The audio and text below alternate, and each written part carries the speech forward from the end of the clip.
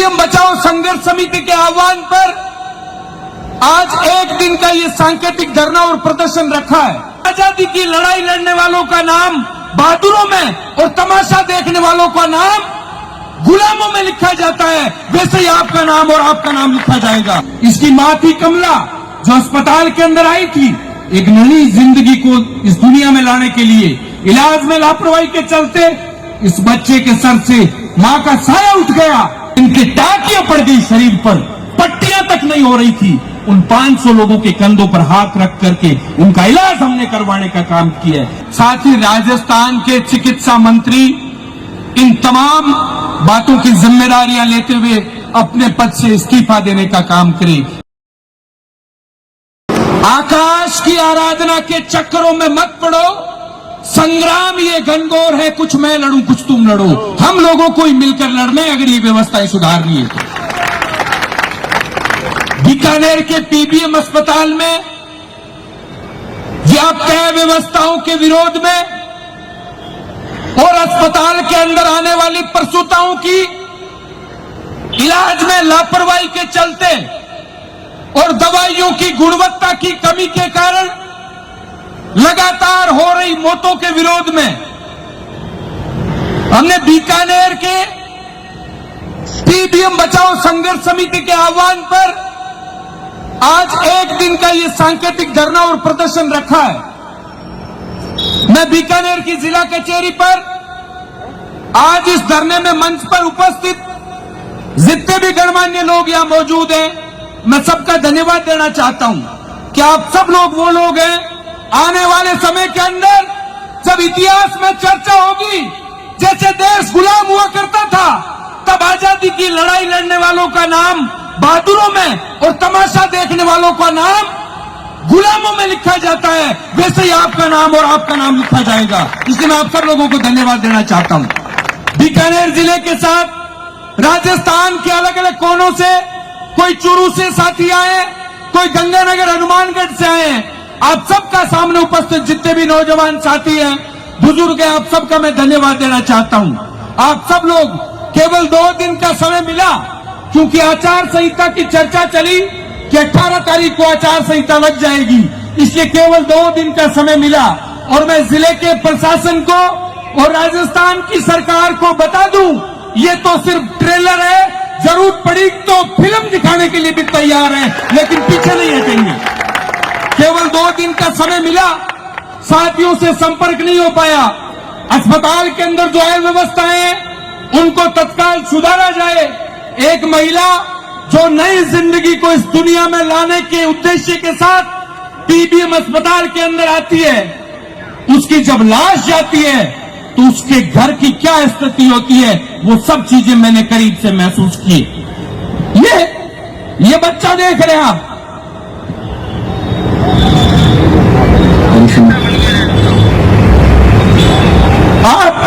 आप इसको जानते हैं?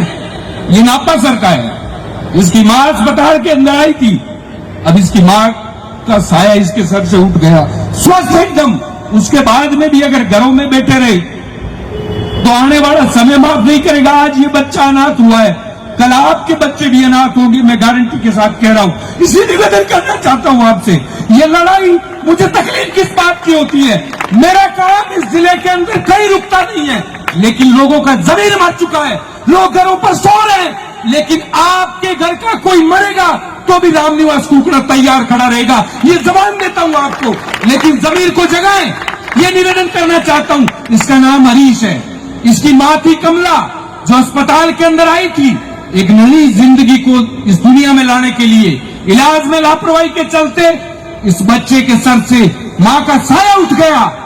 हम लोग लड़े, वहां धरना दिया, प्रदर्शन किए। आप कहां थे? आप अपने घरों में थे।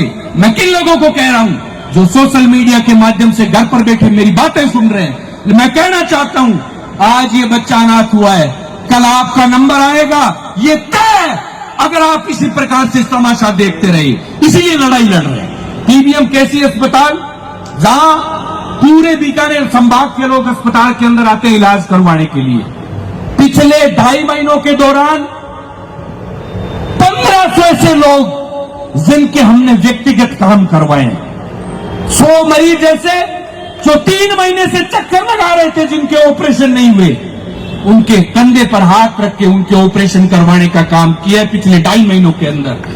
200 ऐसे मरीज जिनको डॉक्टरों ने दवाइयां लिखी 10,000 से 12,000 की, 15,000 की, वो दवाइयां अस्पताल में नहीं थी।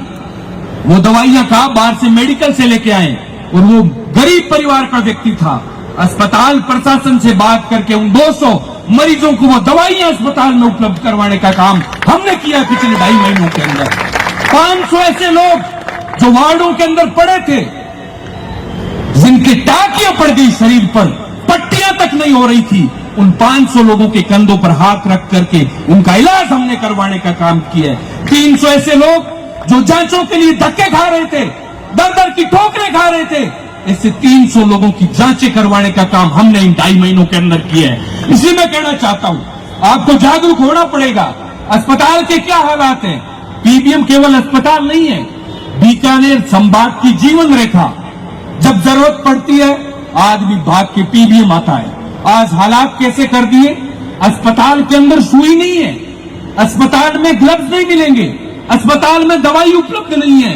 आप जिस प्रकार से चुप बैठे हैं, आप चुप रहे तो मैं गारंटी के साथ कह रहा हूं 5 साल बाद आपको मांचे का भी किराया पीबीएम अस्पताल के अंदर देना पड़ेगा, क्योंकि आप लोग कमजोर हैं, घर पे बैठ के तमाशा देख रहे हैं। हालात क्या हो रहे हैं?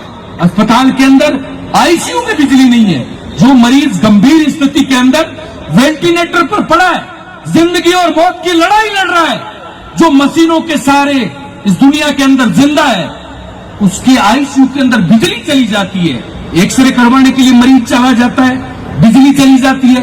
वार्डों के अंदर पंखे बंद पड़े, वार्डों के अंदर कूलर बंद पड़े, शौचालय बंद पड़े, पीने के लिए पानी नहीं है। तो क्या चाहते हैं आप? ये चाहते हैं कि अस्पताल के ताला लगेगा तब बोलोगे? उस समय का भी इंतजार करो, ज्यादा दूर नहीं है वो समय।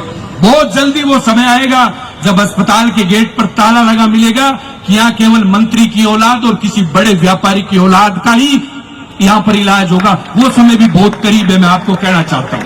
इसलिए निवेदन करना चाहता हूँ, अस्पताल के हालात बड़े खराब हैं। मैं थोड़ा भावुक व्यक्ति हूँ। ऐसे परिवारों की स्थितियां देखते हैं तो चाहे खुद का घर कुर्बान पड़े करना, मैं पीछे नहीं रह सकता। मैं तो जान लगानी पड़े तो लगाऊंगा, ऐसे लोगों के लिए लड़ूंगा।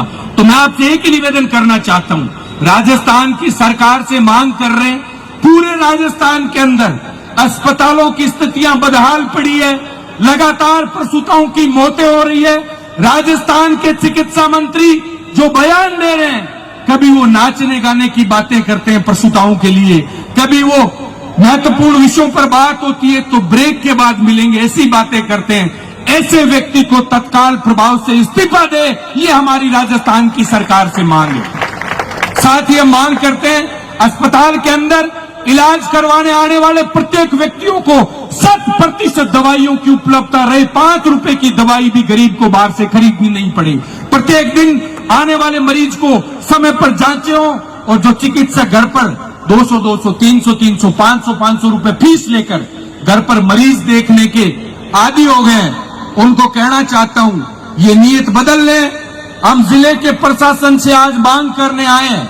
हम गांधी को मानने वाले लोग हैं, हम हिंसा के खिलाफ वाले लोग हैं, लेकिन अगर प्रशासन के कहने से आपने आदतें नहीं बदली तो हम भगत सिंह का रास्ता भी जानते हैं, आपकी आदतें बदलना भी जानते हैं। गरीबों को लूटना आप बंद करें। एक गरीब परिवार का व्यक्ति जो पूरे दिन मेहनत मजदूरी करता है, उससे जांच दिखवाने के भी 200 रुपए लेते हैं, क्योंकि अस्पताल के अंदर डॉक्टर बैठता नहीं है। उनका समय ओपीडी का सुबह 8 बजे से लेकर 2 बजे तक, लेकिन डॉक्टर अस्पताल के अंदर मरीज को कहते हैं अगर जांच अच्छे से दिखवानी है तो शाम को घर आए। मैं कहना चाहता हूं, डॉक्टर इस बात को बदले कि जांच अच्छे से दिखवानी है तो अस्पताल के अंदर आए, घर जांच नहीं देखेंगे। ये बात आपको लानी पड़ेगी, तब जाकर हालात सुधरेंगे।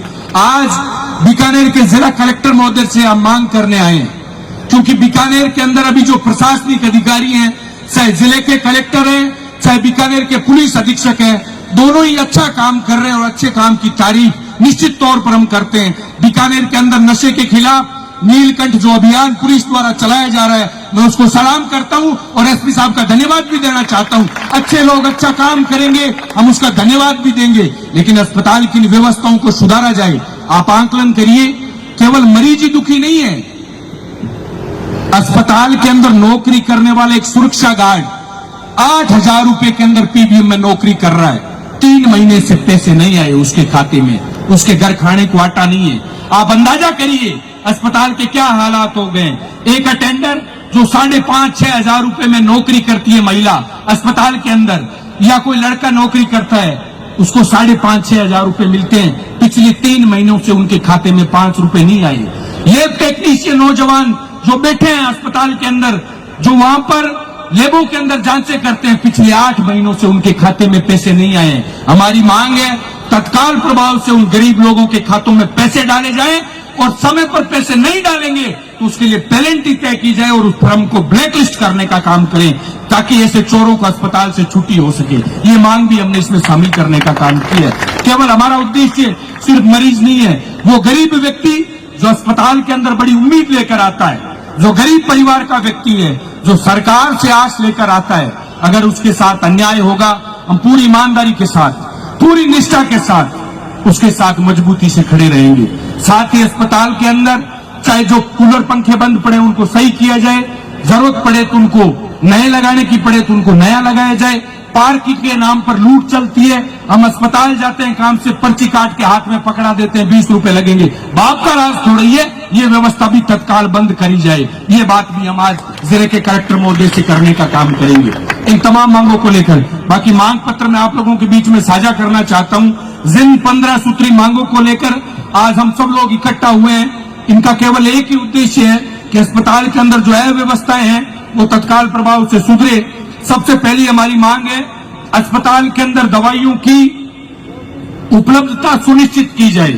2 नंबर हमारी मांग है अस्पताल में मरीजों की जांचें तत्काल हो और तत्काल उनको रिपोर्टें अस्पताल के अंदर उपलब्ध हो।